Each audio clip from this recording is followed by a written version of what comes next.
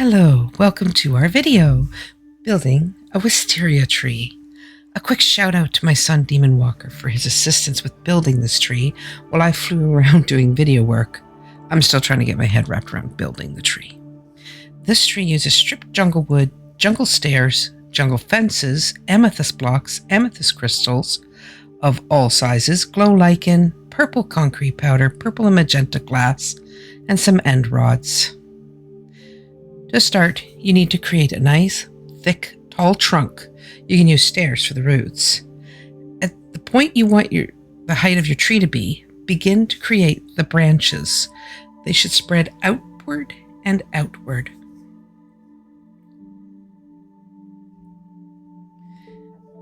Try to create shapes as you go so that it looks natural and organic.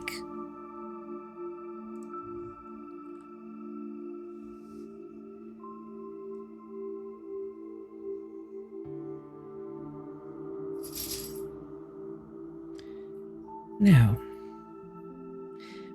with the blocks placed, he's putting stairs underneath to cover the trunk look and to give it just a little more roundedness. Next, we're placing fences. Now, we use the fences to create a frame that your tree is going to go on because these are blocks, solid blocks. So it helps with creating little tiny air pockets and just giving it more of a outward push so that it gets to be more fluffy than it would be if you just drop blocks straight on top of it. So you can see you put the framing on all of the tops of all of the branches, and then one big tall one from the center, and then from there you start shaping your fence gates. Well, they're not gates, they're fences, all the way out in a nice kind of a rounded and stretched out pattern. As you can see, there's another one beside it that he did the fences on. You can keep looking back to for a reference to kind of what you're hoping to get.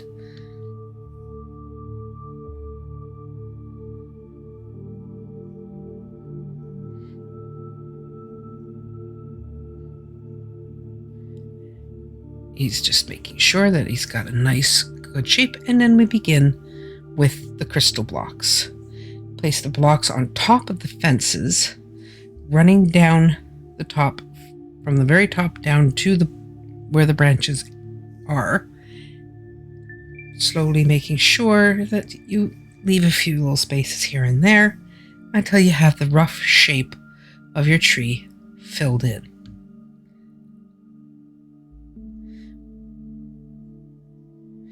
We're almost on number 4. Up, up, up. Right up to the top.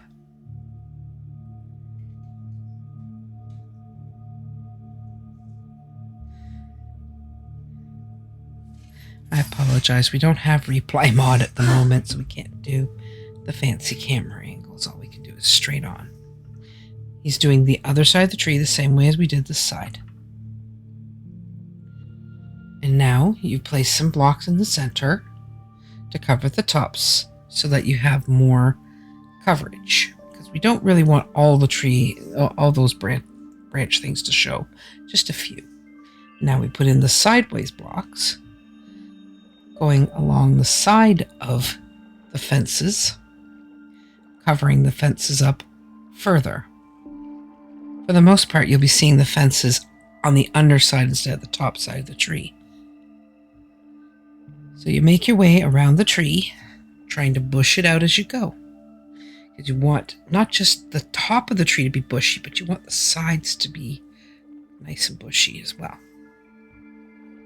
The fuller your tree looks, the more realistic it looks. As realistic as you can get with amethyst blocks.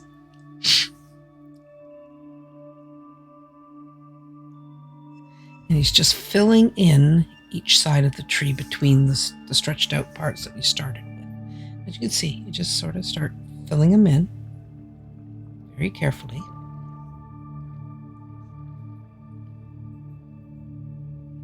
He's just making sure that everything's still looking very tree-shaped.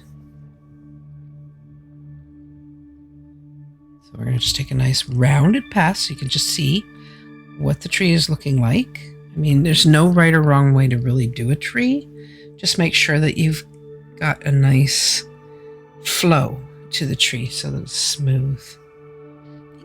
Almost done doing some top work. So there's some more fence posts that he's trying to cover. See, it's a very slow process because you want to make sure you get it right. If you need to, you could use scaffolding around the tree in different angles so that you can just go up and down in survival mode and check your tree from the top and from the sides. At least that's what I do. I wouldn't want to try and do dirt blocks everywhere. Now, with the basic shape in place and the rain, can't seem to get away from rain and creative. It just keeps coming. And we're now starting to lay the concrete powder. Make sure there's always a supporting structure underneath your concrete powder because you don't want it to just drop onto the ground. Also, don't be afraid to remove blocks and replace them with the concrete powder, and don't run in stripes. It'll look like a zebra. Believe me, I know. I've done it. It's just to add a little bit of a contrasting color so it's not all exactly the same. I mean, you could leave the concrete powder out. You could change the colors. Do whatever you like. Feel free to experiment with the tree. Maybe you'll prefer green. I don't know. Maybe you want brown. Pretty sure brown wouldn't do it, though. I think it's got to be in the purples and stuff. So here we go. We're just replacing blocks with more blocks. As you can see, he's not creating any kind of straight line. He's just putting in random chunks here and there just to make it look more interesting. It just gives it that touch, you know? Oops. See, this is why you have to have a block under it. Otherwise you'll have a little block of falling stars.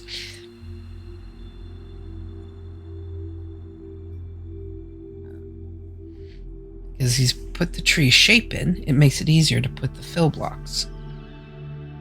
Once he gets the blocks in place, he's now putting the glow lichen on the top blocks of the tree. You can see the glow lichen right there, the green. It adds a little bit of a green color, but it doesn't overdo the green, because wisteria trees tend to have a little bit of a green thing on the top. And it gives you just a light bit of light at the top of the tree. Not sure it'll still stop spawns, but at least it'll look nice.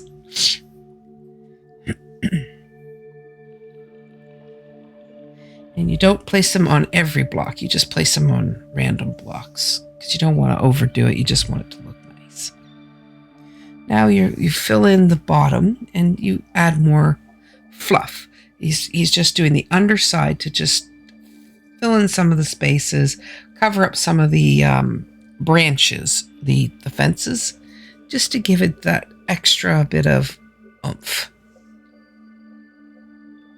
We had to put it today, like I said. I'll be so glad when I figure out what the commands are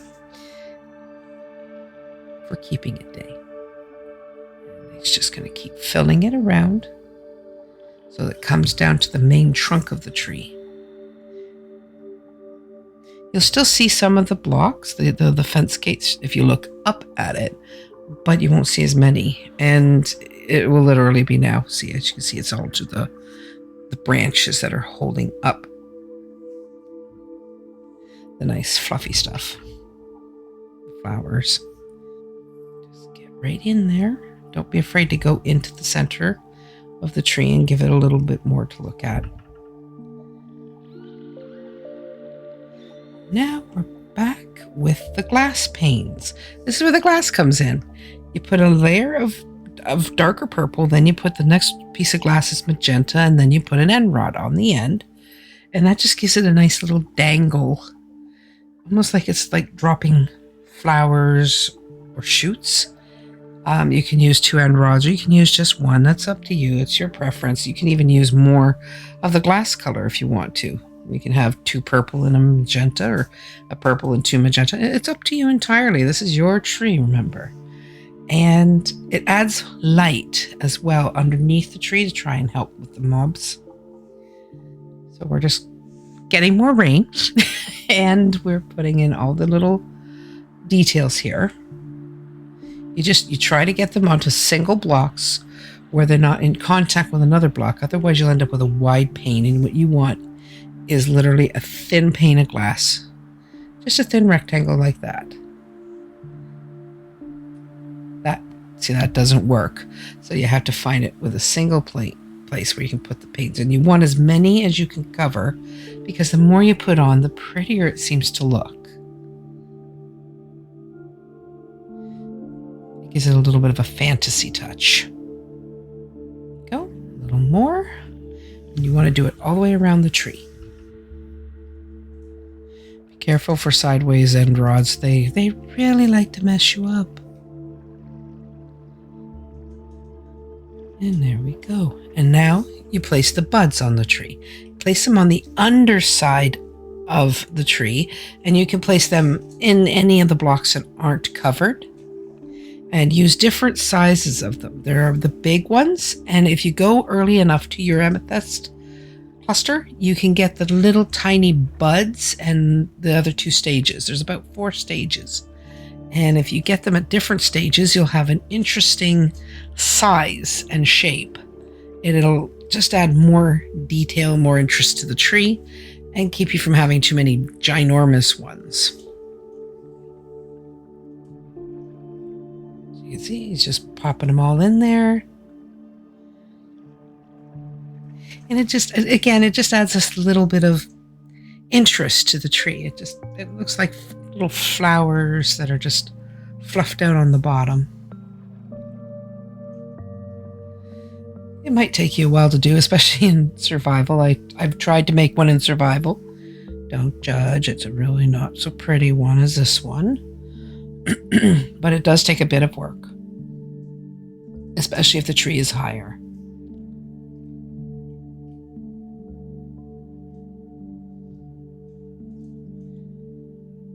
And then we're going to get some more.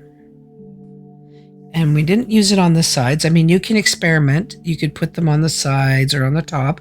See if you like it. We didn't really like it that much on the tops and sides, so we just kept it to the bottom where it would look more interesting.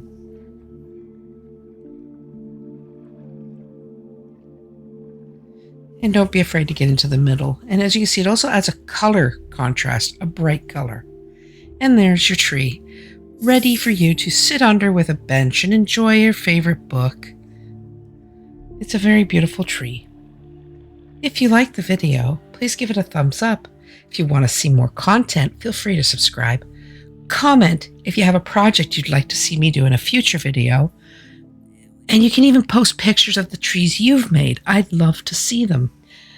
In the description below is the name of the builder who was the inspiration for this tree. Check her out, please. There's a link. Also below is the list of materials that we used and whatnot, because I forgot to put them in the video. I'm really sorry. I will try to do better next time. I also stream on Twitch and YouTube, and I'll be getting a schedule up soon. And I just want to say, on behalf of myself and Demon Walker, thank you very, very much for watching. We hope to see you again. A very pretty tree.